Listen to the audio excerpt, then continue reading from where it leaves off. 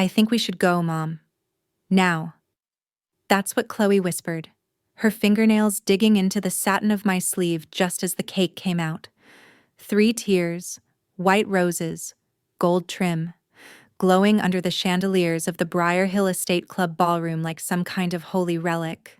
Everyone clapped politely as the servers wheeled it to the center, my mother beaming beside it, my father raising a crystal flute in a silent toast.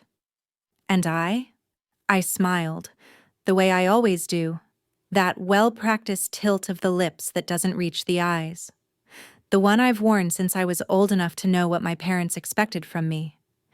Elegance, restraint, a kind of ornamental presence, seen but not centered. But Chloe's voice, low and certain, sent a chill through my chest that the champagne couldn't dull. "We need to go. I'll tell you in the car." I stared at her, confused. She'd been quiet all night, but that wasn't unusual anymore. Chloe, my perceptive, stubborn, too wise for her own good girl. She was born watching the world with narrowed eyes, seeing the small things I missed. If you're watching this right now, I hope you'll take a moment to like the video, subscribe to the channel, and drop a comment to let me know where you're listening from, and what time it is where you are. I'm always curious who's hearing these stories when they matter most. Now, let's listen to my story journey. My name is Elena Carter. I'm 36 years old. And on the night of my parents' 40th wedding anniversary, I realized I didn't belong in the world they built. A world where appearances were worth more than truth, and loyalty had a price tag. I should have known something was off when we arrived. The valet recognized my parents by name, of course. Charles and Margaret Carter, local royalty. The club had been transformed into a white and gold fantasy, elegant and excessive. Tables draped in ivory linen, flickering candlelight, soft classical music humming through the air like a spell. And yet, I felt like a guest at someone else's wedding. My dress, a floor-length navy gown I'd altered myself from an old engagement party look, still fit, but just barely. Not physically. Emotionally, it felt like wearing borrowed time. Chloe had worn the emerald green dress my mother insisted on buying her. I had to bribe her to wear it, promising she could change into jeans the minute we left. Margaret greeted us with her usual air kiss and assessment. "Elena, you look comfortable." "Chloe, darling, that color really brings out your eyes." Charles didn't look at me. He went straight for Aiden. My son, 8 years old, soft-spoken, trusting, Grandpa's golden boy. "There's my future right here," Charles declared, lifting Aiden off the ground like a trophy. I laughed politely. "Because that's what you do. Because this night wasn't about me." That's what I kept telling myself. Even when I saw Daniel, my ex-husband, walking in with his fiancée Kayla on his arm, my stomach folded in half like old paper. No one told me they'd be here. Not my brother Lucas. Not even Rachel, my sister-in-law, who quietly admitted later that Margaret sent them a personal invitation. "Nathan is practically family," my mother said with a shrug, smiling as she complimented Kayla's dress. Nathan, my ex, the man who had an affair with his 25-year-old assistant while I was still healing from a miscarriage. The man who fought me for custody and dragged our finances through the mud. And yet, here he was, welcomed, honored. While I stood by the bar, sipping champagne and holding back everything I wanted to scream. Chloe saw it all. She always does. She watched from a corner, phone in hand, not out of boredom but purpose. "You okay?" I asked her at one point. She shrugged. "Are you?" We both knew the answer. Still, I played my role. The dutiful daughter. The reformed divorcee. I circulated, smiled, gave short answers about work, the kids, dating, no, I'm not, and tried not to notice how Aiden was seated beside Grandpa at the head table while Chloe and I were at the edge with distant cousins. It wasn't until the slideshow started that I truly felt the erasure. 40 years of Charles and Margaret Carter. Images flashed across the ballroom wall, vacations, family holidays, business galas. My brother Lucas and his wife appeared in nearly every frame. Daniel, too, even in photos taken after our divorce. And me? 2 photos. One of me at my wedding, one holding Aiden as a baby. Chloe? She was in one group shot, barely visible. That's when she leaned in and whispered it. "We need to go. Now." My pulse skipped. I turned, heart thudding. "What? Why?" Her eyes hardened. "I'll tell you in the car."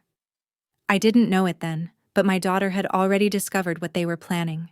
And if we didn't leave, if we stayed for the next toast, the next announcement, everything I still had left could be taken from me. My son, my inheritance, my name. The only thing more terrifying than staying was not listening. I was raised in a house where feelings were ornamental, best left packed away with the Christmas china and only brought out for show. My father, Charles Carter, built his empire the way he built our home, tall, cold, and with windows too high to see out of. A real estate tycoon with a talent for pretending he built people too. He liked to say he made men out of boys and ladies out of daughters. My mother, Margaret, was his chief curator of image. Everything polished, poised. Her voice never raised, but every word sharp enough to slice through you. To them, love meant legacy, measured in how useful you were to the brand of the Carter name. And I? I was the soft one, the artist, the girl who kept sketchbooks under her bed and dreams of a nonprofit art studio for at-risk teens. The one who made honor roll, but never got a gold star unless it made a good holiday card caption. Lucas, my older brother, he played the game better. Went to Princeton, joined the company, married Rachel, a perfectly polite woman with a symmetrical smile. Lucas was the heir, the safe bet.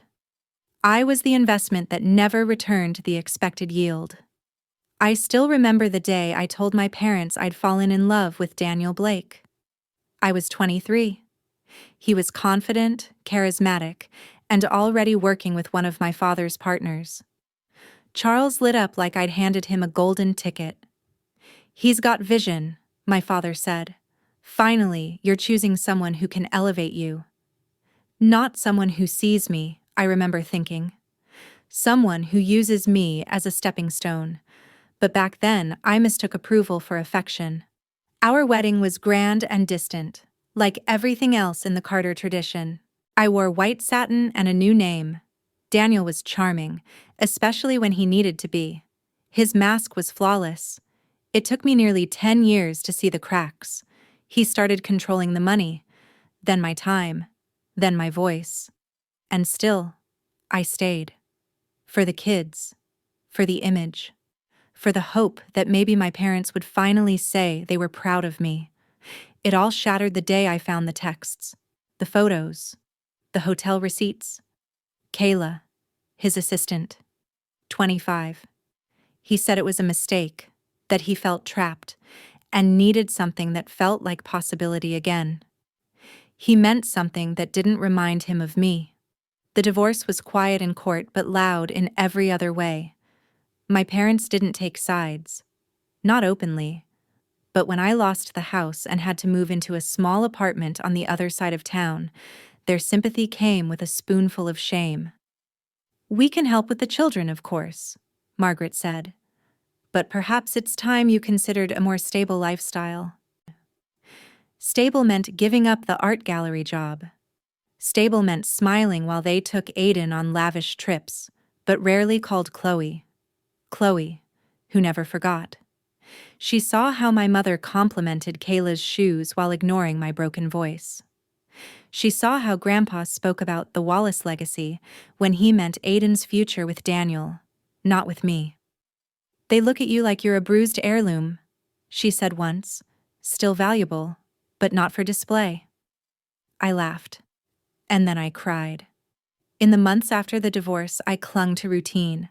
School drop-offs, gallery shifts, frozen dinners, bedtime stories. My parents started inviting us to Sunday brunches. They sent Aiden baseball gear, paid for his music lessons. They were softening, I thought, choosing love over legacy. But Chloe didn't buy it. "They're grooming Aiden for something," she told me one night, staring at a photo of him with Grandpa on a fishing trip. "And they're treating me like I'm in the way." I told her she was being dramatic, that maybe she needed to stop analyzing everyone like a mystery novel. She just nodded. She always does. Then, slowly, she began excusing herself from the invitations. Stayed home under the pretense of homework or sleepovers. When she did come, she stayed quiet, observant. I thought she was sulking. I didn't realize she was collecting clues. At the anniversary party, she wasn't sulking at all.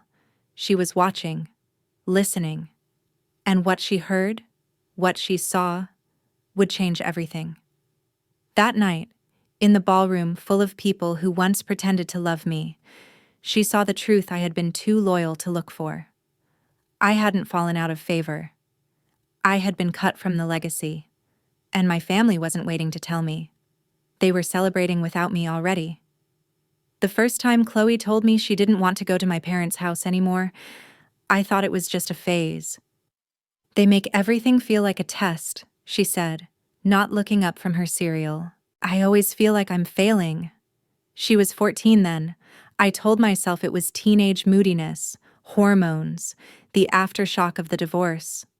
But now I wish I'd asked more questions. Chloe had always been sharper than me, sharper than most adults I knew. She didn't just feel things. She noticed them. The way Grandpa's smile tightened when I mentioned the gallery. How Grandma would say, "You're just like your mother," in the same tone people use for weather reports about hurricanes. She picked up on what I'd spent decades trying to ignore. By 16, Chloe had stopped pretending. She avoided Sunday brunches, didn't respond to group texts from my mother, and made herself small and silent at family gatherings. She wasn't disrespectful. She was detached. Aiden, on the other hand, soaked it up. Grandpa was his hero. Grandma doted on him like he was some rare breed of royalty. They promised him a legacy, a future with their name etched in marble. And I was so exhausted, emotionally, financially, spiritually, that I let it happen. I told myself they were just trying to help. "They're manipulating him," Chloe warned again and again. "And they're setting you up for something." I brushed her off, too afraid to face what that might mean. And then came the anniversary party. They called it a celebration of love and legacy. 40 years of devotion. An invitation-only event at Oak Ridge, with white glove service and 4-course meals. My mother spent weeks planning the details like it was a coronation. "It'll be healing for everyone," she told me over the phone. "We want to show the family we're united." I believed her. I really did. So I made the album. I went through decades of photos, curated them into a story, the kind that ends with applause. I even helped my mother draft the guest list, set the dinner music, and pick out her gown. "Why are you trying so hard?" Chloe asked while watching me trim the edges of an old wedding photo. "They don't even see you." "Because it's family," I told her. "And I'm tired of being at war." She didn't argue, just gave me a look I couldn't quite name. Pity? Worry? Disappointment? The day of the event, I promised her it would be quick. "Just smile, just for one night." She wore the emerald dress reluctantly, her hair pinned back with the clips my mother gave her last Christmas. Aiden beamed in his little navy blazer, so excited to sit at the grown-up table. When we arrived, the club was glowing. Chandeliers sparkled like champagne bubbles. Strings played in the corner. Guests in suits and gowns milled about, exchanging air kisses and golf jokes. Margaret greeted me with an air kiss and a tight smile. "You look rested, Elena." Rested. like I'd just come from rehab. Charles swept in and took Aiden's hand like a prized possession. "Come with me, buddy. Got someone important I want you to meet." And just like that, my son was gone, seated at the head table between my father and Daniel. I didn't even see him at first. Daniel, that is. He entered with Kayla on his arm, dressed in a champagne-colored gown that clung to her like plastic wrap. They looked like a catalog ad for betrayal. My stomach dropped. I turned to Rachel. "Did you know they were coming?" She looked guilty. "Your mom invited them. Said it would be rude not to." I felt the world tilt. I had no idea. No warning. No control. I caught my mother's eye across the room. She shrugged as if to say, "Bygones, darling. It's about appearances." I downed a glass of wine, then another. Chloe was standing near the terrace, watching everything like a hawk. Her fingers tapped furiously on her phone. She wasn't texting for fun. She was planning. When I approached her, she tucked the phone away. "Everything okay?" I asked. "No," she said plainly. "But it will be. Just watch them." She nodded toward the head table. My father, my son, my ex-husband, laughing, toasting, framed like a family portrait I wasn't invited into. Margaret was showing Kayla a necklace that once belonged to my grandmother, one that she had promised me. I wanted to scream, but instead, I smiled, because that's what I was taught. Later, when the lights dimmed and the slideshow began, I saw what Chloe had been trying to tell me. Image after image of a family I barely recognized. My brother, his wife, Daniel, Kayla, Aiden. I was barely in it. Chloe even less. It was visual proof of a story already rewritten. A narrative where I was an asterisk, an unfortunate footnote. That's when Chloe leaned over and whispered the words that cracked my world in half. "We need to go. Now." I turned to her, startled. "What? Why?" Her jaw was tight. Her eyes didn't blink. "I'll tell you in the car, but if we stay, they're going to try to take everything." That was when I saw it. Real fear in her face. Not teenage drama, not petty rebellion. This was something else. Something I hadn't seen before. The kind of fear that only comes from discovering the truth. I wanted to believe she was overreacting, that maybe she'd overheard a tense conversation and misread it through the filter of teenage cynicism, but deep down, I knew better. Chloe had never been dramatic. If anything, she'd always been too quiet when things went wrong. The look in her eyes tonight wasn't panic. It was precision. I scanned the ballroom as the guests clapped politely at the end of the slideshow. My father took the mic, standing tall with a champagne glass in hand, drawing attention like gravity. "Thank you all for being here tonight to celebrate not just 40 years of marriage," he began, "but 40 years of legacy building." I felt Chloe stiffen beside me. She reached for my hand under the table. "We built something enduring, Margaret and I. A family name that will continue to thrive long after we're gone." Guests murmured approvingly. Toasts were expected. Sentiment, nostalgia. But something in his tone was different. Formal. Weighted. "In the coming months, we'll be finalizing some important decisions regarding the Carter estate," he continued, "to ensure that the next generation carries the values we've lived by." That's when he gestured to the head table. "Daniel Blake has been instrumental in helping us shape the future of our holdings. His business acumen, his loyalty, despite personal hardships, has proven invaluable." There was a pause, a rustle of confusion, a ripple through the crowd. I couldn't breathe. "And of course, young Aiden, the Carter legacy will live on through him." The applause that followed felt slow and stunned, like people didn't quite know what they were clapping for. Chloe's fingers gripped mine. "They're doing it tonight," she whispered. "They're going to make it public, so you can't fight it." "What are you talking about?" I hissed, trying to stay composed. Mom, I saw documents. I'll explain everything, but we need to go before they use this moment to announce something legal. I looked toward Aiden. He was sitting between Daniel and my father, smiling, confused, but happy, being praised, being handed a kingdom I didn't even know I was losing. I stood up. I have to get Aiden. Be quick, Chloe said, her voice low. Don't let Grandpa talk you into staying. I made my way through the tables, smiling politely, brushing off well-meaning comments from acquaintances and cousins I barely knew. My mother intercepted me near the dessert table. Elena, you're not leaving, are you? The evening's just getting started.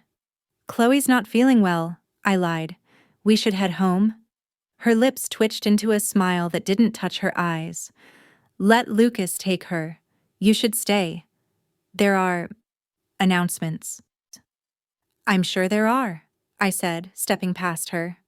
When I reached Aiden, he was mid-giggle at something Daniel was showing him on his phone. A new video game, probably. Or a picture of a puppy. Daniel looked up at me and raised an eyebrow. Taking off already? He asked casually. Yes, I said flatly. Chloe's not well. Your father was hoping to speak to you about some things regarding Aiden's education fund. I didn't miss the wording. Aiden's, not Chloe's. Not ours. Another time, I said, reaching for Aiden's hand. Don't be difficult, Elena, Daniel said softly, stepping closer. Your parents are trying to help secure Aiden's future. Since, well, his eyes slid over my dress, the one I'd altered myself because I couldn't afford anything new. Since what? I asked, my voice sharp. He didn't answer. That's when Chloe reappeared at my side like a storm cloud made of purpose. Aiden, come with us, she said calmly, reaching for his other hand. Now. Wait, what's happening? Aiden asked, confused. We're just leaving a little early, I told him gently. We'll talk in the car. Daniel stepped forward to block us. Elena, you're being unreasonable. And you're being predictable, I snapped, pushing past him. Near the exit, I heard murmured voices, a cluster of men in dark suits. I caught fragments. Transfer of deed, custody realignment. In the family, just not through the daughter. My blood ran cold. Then my father appeared, blocking the doors like some kind of gatekeeper. His expression was an odd cocktail of disappointment and strategy. Elena, this is highly inappropriate. We have guests. There's more to come tonight. Whatever it is can wait, I said. Your behavior is exactly why we had to make these choices, he replied. You're emotionally unstable. You've always been that way. And Nathan isn't? He cheated, Dad. He walked away. And somehow he's still the golden child. He leaned in close, his voice low. We're trying to protect the family's future from your poor decisions. If you would stop being difficult, this could all be painless. What decisions? I asked. He straightened, glanced at the people watching us. We'll talk when you're calmer. No, you'll talk when I have a lawyer, I said, my voice rising. Chloe tugged my sleeve. Mom, please. And that was it. That was the line. I turned my back on the man who raised me, took my children by the hand, and walked out the same way I came in. Invisible.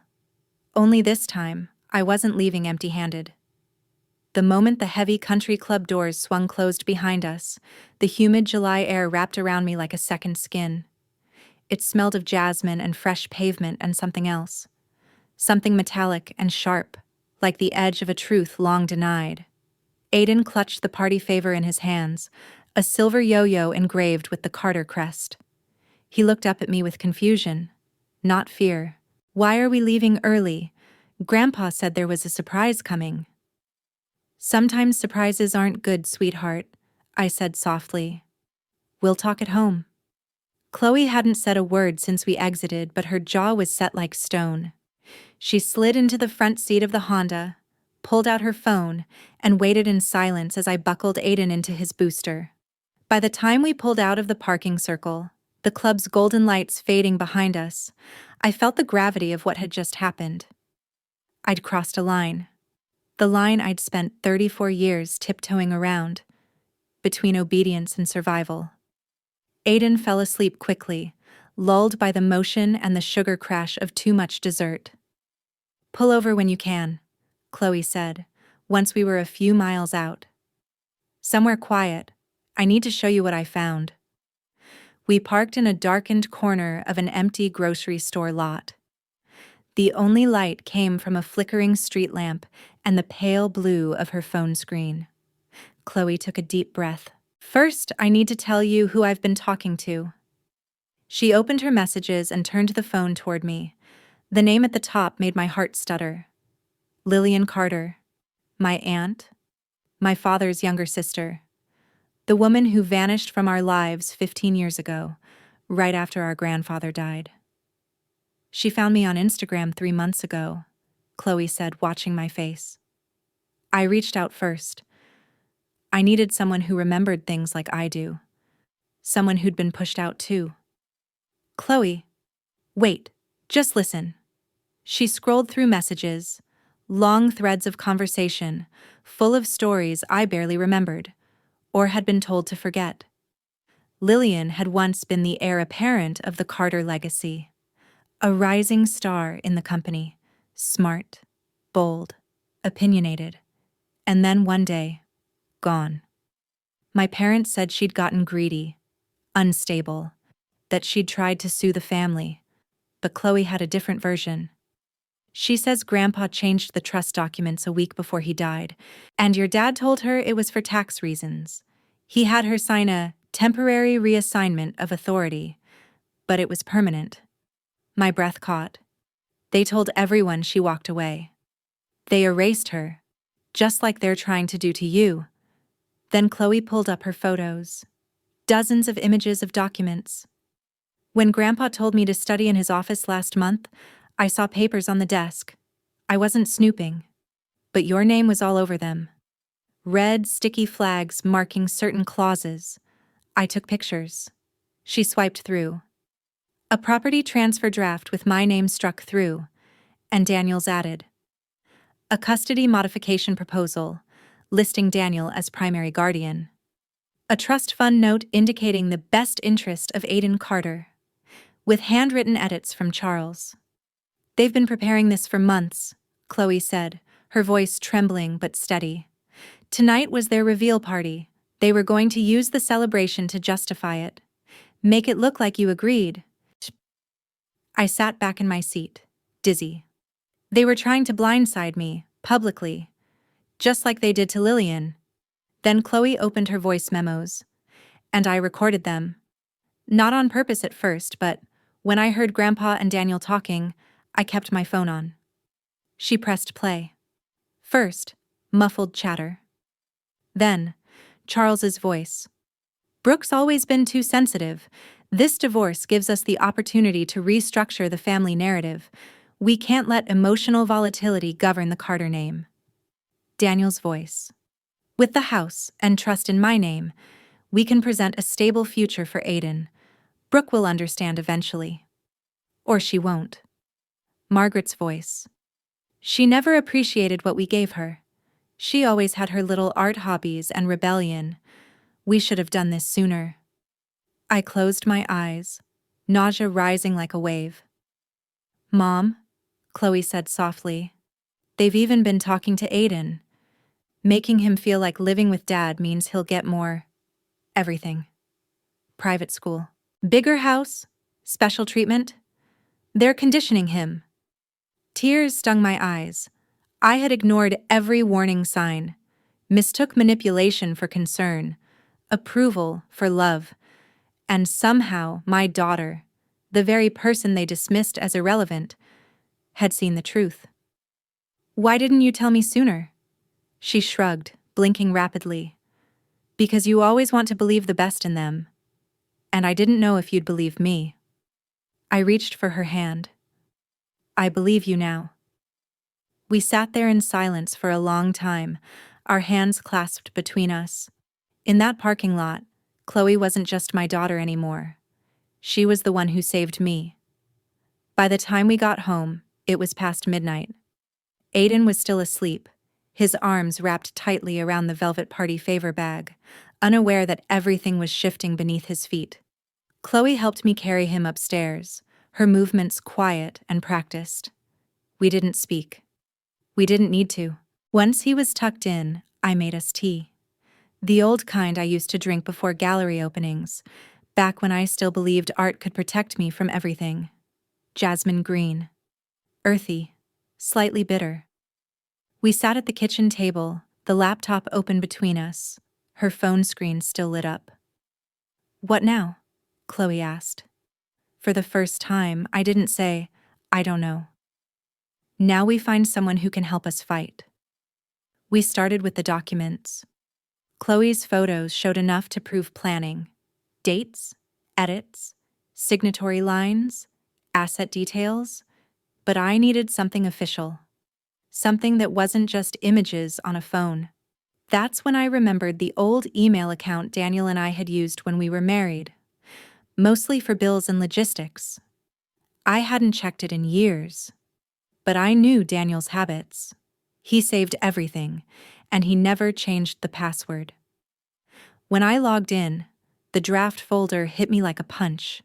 Notes, timelines, memos clearly meant for himself or his lawyer. Transfer of house deed to me as Aiden's primary guardian. Richard agrees. Brooke unlikely to notice during gallery peak. Final trust document signed post-anniversary event. Use party for optics and formal blessing. Diana nervous about Chloe's reaction. Possible pushback from her. Marginalize, if needed. I stared at the screen until the letters blurred. Then I hit print. I was done being polite. At 2 a.m., I typed out a message to the woman my parents had buried in silence for over a decade. "Lillian, this is Elena. Chloe showed me everything. I believe you now. I need your help." She replied in under 5 minutes. "I've been waiting 15 years for this moment. Are you somewhere safe? Can we talk?" We spoke until nearly 4 a.m. Her voice was older, of course, but still sharp. Tired, but not bitter. She told me about the years after Grandpa's death. How Charles had slowly painted her as unstable to the board of trustees. How Margaret spread rumors about her financial recklessness, even though she was the one who made the Carter Foundation solvent for the first time. "Your father believes in pruning the tree to save the trunk," she said, "and anything that doesn't align with his version of legacy is dead weight." "Why didn't you ever tell me the truth?" I asked. "Because you were still trying to earn his love. You wouldn't have believed me." She was right. But that version of me, the obedient daughter, the grateful divorcee, the edited-out heir, didn't exist anymore. With Lillian's help, we found her old attorney, a sharp woman named Miriam Yu, who specialized in estate law and family trusts. By noon, she had reviewed our materials and outlined a plan. "First, file a temporary injunction to freeze all property transfers," she said. "Then file a formal petition to review the custody documents and any amendments being pursued behind your back." Chloe was there for every meeting. She took notes. She highlighted key lines. She even asked questions Miriam seemed surprised to hear from a teenager. "You raised a lioness," Miriam said to me once. "She raised herself," I replied. "I was too busy surviving." The legal part was one thing. But what about Aiden? He was too young to understand trusts or manipulation, but old enough to feel loyalty, to crave approval from the grandparents who called him the future. I contacted a family therapist Lillian recommended, a man named Dr. Kessler who specialized in parental alienation. We met in a soft, sunlit room filled with puzzles and plants and weighted blankets. "They keep saying I'll have a better life if I live with Dad," Aiden told him quietly during one session. "That Mom's stuck." I held his hand. "Do you feel like I'm stuck?" "Sometimes you're tired," he admitted, "but you're not stuck. You listen." It took everything in me not to cry. Meanwhile, Daniel caught wind of our legal moves. He reached out, at first casually, then with pressure. "This is unnecessary," he texted. "You're making things harder for everyone." Then came the email from Charles's attorney, formally requesting a settlement meeting. I agreed, but on my terms. We met at Miriam's office, neutral ground. Charles came in crisp and controlled. Margaret wore pearls. Daniel looked like a man who was starting to sweat beneath the suit. Lillian sat beside me, poised and watchful. Chloe, behind me, a silent sentinel. Miriam laid out the documentation, the recordings, the email drafts, the custody notes, the trust edits. She spoke clearly, methodically, without emotion. "This isn't a negotiation," she said. "It's a declaration. If you proceed, we will go public. If you withdraw, we remain quiet. But Brooke and her children will be protected, legally and personally." Charles didn't speak at first, just stared at me like he was still trying to read me. "You've always been ungrateful," he said eventually. "You didn't understand what we were building." "I understand perfectly," I said. "You were building a future without me in it. And now? Now I'm building one of my own." The agreement didn't come quickly, and it didn't come clean. Charles fought tooth and nail, throwing out legal jargon and legacy rhetoric like it still held power over me. But the truth was no longer his to define, not with the recordings, not with the emails, and especially not with Chloe sitting in the corner of that conference room like a living rebuke to everything he tried to erase. Daniel was the first to crack. He didn't do it for me, or even for Aiden. He did it for Kayla. Apparently, her parents had heard rumors. They weren't thrilled about marrying into a legacy war. "I just want to be done with this," Daniel muttered during our second meeting, his eyes ringed with exhaustion. "If we revert the deed and drop the custody proposal, will you stop the filings?" "If you agree to leave me and the kids alone unless formally invited," I replied. "And if Chloe and Aiden are restored as equal heirs to any family trusts, without manipulation or revision." He signed. Charles was a different beast. Margaret cried, not from remorse, but from embarrassment. The kind of tears that ruin mascara but not intent. "This family is being torn apart," she said at one point, dabbing the corners of her mouth. "No," I said quietly. "This family was already torn. You just didn't expect us to stitch ourselves back together without you." Eventually, the documents were signed. The house was reinstated in my name. Aiden's custody remained exactly as it had been, shared, balanced, neutral ground. Chloe and Aiden were both guaranteed equal standing in any Carter trusts, and an independent trustee was appointed to oversee them. Charles and Margaret agreed to a monitored visitation arrangement with the kids, to be reviewed after 6 months of cooperative behavior. No press releases, no public reckonings, just quiet signatures and exhausted exits. But the real victory wasn't legal. It wasn't even about property or money. It was what happened in the weeks after. We moved. Nothing fancy, just a warm, lived-in house with creaky floors and big windows and enough space for Chloe to have a studio nook and Aiden to build blanket forts without knocking over lamps.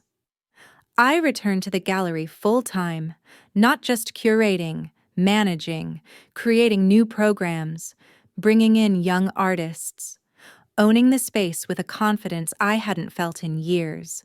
Chloe flourished. She started writing essays about generational trauma for school and helped me redesign our new backyard using architectural software she taught herself in 2 nights. She stayed close to Aunt Lillian, visiting her in Vermont during long weekends, asking questions, listening with respect. "She reminds me of me," Lillian said once, sipping tea on our back porch. "Only smarter, stronger." Aiden adjusted slowly. We didn't push. He still loved his grandparents in the abstract, but he no longer parroted their promises. In therapy, he learned the word loyalty, didn't have to mean silence. I can love them, he said one day, but I don't have to believe everything they say. Exactly. Charles and Margaret tried in their way. They followed the visitation rules, showed up on time, and stopped asking invasive questions. But the sparkle was gone. Their empire had cracks now, and I stopped needing their praise to feel whole. One evening, almost a year to the day after the anniversary party, Chloe and I sat on the porch watching the sky turn pink over our new neighborhood. She had her sketchpad open, but she wasn't drawing, just doodling, letting her pencil move aimlessly. "Do you think they'll ever really change?" she asked. I thought about it. About how some people mistake control for care, how others wrap harm in the ribbon of legacy. "No," I said, "but they've learned they don't get to decide who we are anymore." She smiled softly. "I'm glad we left that night," she said, "even if it was messy." "You saved us," I told her, my voice catching. "You saw the truth when I didn't want to." She shrugged. "You were busy trying to make peace. And you were brave enough to make war when it mattered." We sat in silence, the kind that feels like exhaling after years of holding your breath. That night, after she went to bed, I opened my journal and wrote something I hadn't been able to say until now. They erased me, but I redrew the map, with my daughter's hand in mine. Thank you for listening to my story today. If you've ever had someone question your instincts, or if you've been the person who saw the truth before anyone else, share your experience in the comments below. I want to hear your story too. Please take a moment to like, subscribe, and tell me where in the world you're watching from. Your presence here means more than you know. And remember, the legacy you leave isn't built from what you inherit. It's built from what you refuse to let define you.